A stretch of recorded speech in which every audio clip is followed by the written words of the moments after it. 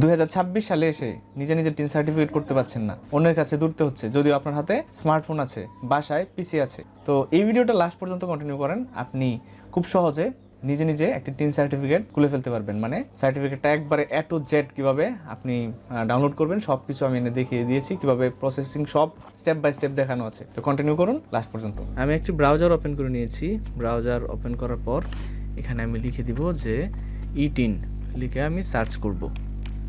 Search করলে দেখতে পাচ্ছেন যে ই-টিন সার্টিফিকেট, টিন রেজিস্ট্রেশন, এখানে চলে আসবো আমরা। চলে আসার পরে এরকম অনেকগুলো ট্যাব দেখতে পাবো, লগ ইন, রেজিস্টার। তো আমরা রেজিস্টারে ক্লিক মেরে ইউজার আইডি, যে কোনো একটা ইউজার আপনি লিখে নেবেন, আপনার নাম দিয়ে যে কোনো একটা সংখ্যা দিতে পারেন বা যে কোনো একটা চিহ্ন দিতে পারেন। তা আমি আমার নামে দিয়ে দিচ্ছি, একটা নাম লিখে একটা সংখ্যা, বড় সংখ্যা দিয়ে দিলাম। তারপরে হচ্ছে পাসওয়ার্ড, আমি আমার মন মতো একটা পাসওয়ার্ড ক্রিয়েট করব। এখন পাসওয়ার্ডটা ক্রিয়েট করে এখানে বসায় দিব। তো পাসওয়ার্ড ক্রিয়েট করার পর আমি 2 জায়গায় বসায় দিলাম, মিনিমাম 8 ক্যারেক্টার, মানে 8টা মানে লেটার হইতে হবে আর কি। পরে security answer, what is the name of your village, আমি আমার ভিলেজ নামটা দিয়ে দিলাম। কান্ট্রি সিলেক্ট করা আছে অটোমেটিক্যালি, মোবাইল নম্বরটা দিয়ে দিলাম। তারপর ইমেল অ্যাড্রেসটাও এখানে অ্যাড করে দিলাম।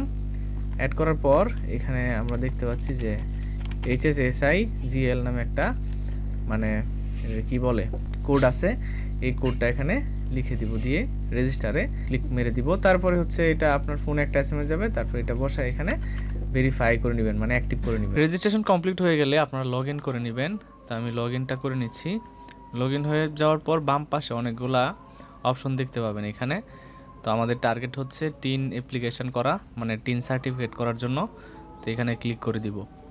তারপর এখানে আপনার টিন পারপোজ, মানে পারপোজ অফ টিন, এইটাতে আমরা দিব আদার্স দিব। এখানে অনেকগুলো আছে, আপনার ইচ্ছা মতো দিবেন, তবে এখানে আমি দিচ্ছি আদার্স।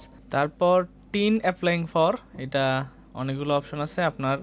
তো আপনি যদি মানে নিজের জন্য খুলে থাকেন তাহলে ইন্ডিভিজুয়াল, এখানে ক্লিক করে দিবেন।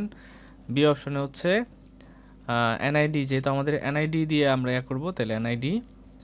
আর ইনকাম ক্যাটাগরি কি হবে, এটা আমরা আদার্স দিব, মানে আমি অ্যাকচুয়ালি আদার্স দিব আর কি। আর হচ্ছে ডিস্ট্রিক্ট অফ ইনকাম সোর্স, তো এটা কিশোরগঞ্জ দিব, Kishoreganj. Capital gain, source of income, এখানে হচ্ছে ইনকাম ফ্রম আদার সোর্স, হ্যাঁ এইটাতে আমি দিব। এবং এটা এখানে লিখে দিব, যেহেতু আমি সরকারি কোনো কিছু করি না, তাই এটা প্রাইভেট সার্ভিস দিয়ে দিব।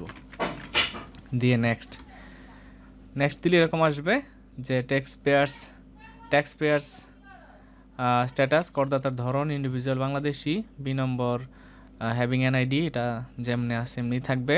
মেইন সোর্স অফ ইনকাম, আয়ের প্রধান উৎস, আদার্স। লোকেশান, এখানে আমি ক্লিক করে দিয়া আমাদের হচ্ছে কিশোরগঞ্জ সদর উপজেলা, এটা দেওয়ার পর গো টু নেক্সট। এখানে হচ্ছে ইম্পর্টেন্ট মানে part, step basic information. Tax pairs name দিতে হবে এখানে, মানে কর যে দিবে আপনি আপনার যে নামে করবেন আর কি, এটা এখানে দিবেন সুন্দর করে, আমি দিয়ে দিচ্ছি। তারপরে হচ্ছে জেন্ডার, লিঙ্গ male. Tax payers national ID কার্ডের নাম্বারটা দিতে হবে। আপনি আইডি কার্ডটা একবারে সামনে রাখবেন আপনার, রেখে তারপর কাজ করবেন, তাহলে সুবিধা হবে। তারপর হচ্ছে ডেট অফ বার্থটা বসায় দিবেন। সবগুলা কাজ যেন নিট অ্যান্ড ক্লিন হয়, এর দিকে মানে খেয়াল রাখবেন আর কি। তারপর হচ্ছে ফাদার্স নেম, একবারে ন্যাশনাল আইডি কার্ড অনুযায়ী দিবেন। তারপর নেম অফ স্পাউস, স্বামী অথবা স্ত্রীর নাম এখানে অ্যাড করে দিবেন। তারপর হচ্ছে আর কিছুই নাই, মানে ইমেল যেটা আছে এখানে দেওয়া। তারপর হচ্ছে অ্যাড্রেস, এখানে প্রেজেন্ট অ্যাড্রেস আপনারা দিবেন। লাইন 1 এবং 2 দেওয়া আছে, আপনারা এক লাইনের মধ্যে অ্যাড্রেস হয়ে গেলে তো হইলই, নাহলে 2তে যেতে পারেন, সমস্যা নাই। তো আমি এখানে লাইন 1-এর মধ্যে লিখতেছি, আমার গ্রামের নাম দিচ্ছি এবং পোস্ট অফিসের নামটা দিয়ে দিলাম। তারপর হচ্ছে ডিস্ট্রিক্ট, এখানে ডিস্ট্রিক্ট হচ্ছে কিশোরগঞ্জ, থানা হচ্ছে কিশোরগঞ্জ সদর, পোস্ট কোড হচ্ছে 2303। তারপর হচ্ছে সেম অ্যাড্রেস যেহেতু, তাইলে আমি সেম এস কারেন্ট অ্যাড্রেস এটাতে দিয়ে সব ঠিকঠাক থাকলে আমি সামনে এগোবো, গো টু নেক্সট। তারপর হচ্ছে এখানে মহিউদ্দিন আহমেদ, আমার নাম ঠিকঠাক সব চেক করে নিব আবার। তারপরে এখানে বাবার নাম, মায়ের নাম, স্পাউসের নাম সব ঠিকঠাক থাকলে আপনি কি করবেন, I hereby affirm that, মানে এখানে একটা টিক দিয়ে তারপর সাবমিট অ্যাপ্লিকেশন দিয়ে দিবেন। ওকে, আরেকটা এখানে পপ আপ আসবে, এখানে এগ্রি অ্যান্ড কন্টিনিউ। তো ফর্মটা ফাইনাল প্রিভিউ, এটা আপনারা দেখতে পাচ্ছেন যে ছবিটা কিন্তু এনআইডি কার্ড থেকে নিয়ে নিছে তারা। এখানে আবার যে ফর্মটার জন্য টিক চিহ্ন দিতে হবে। তুমি আবারও আমি কি করব, সব ঠিকঠাক আছে কিনা দেখে নিব।